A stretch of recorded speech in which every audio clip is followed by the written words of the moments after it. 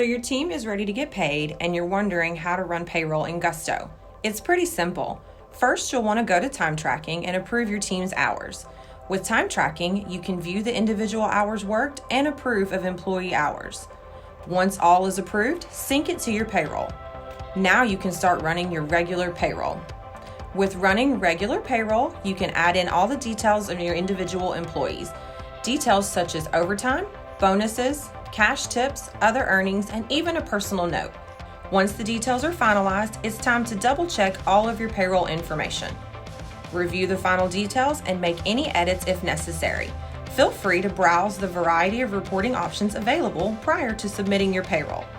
Once everything is ready and double checked, submit your payroll. We hope this short how-to was helpful for you. If you enjoy quick tip videos like these, leave us a comment so we know. I'm Ashley with Southern Payroll and Benefits, and now you know how to run payroll.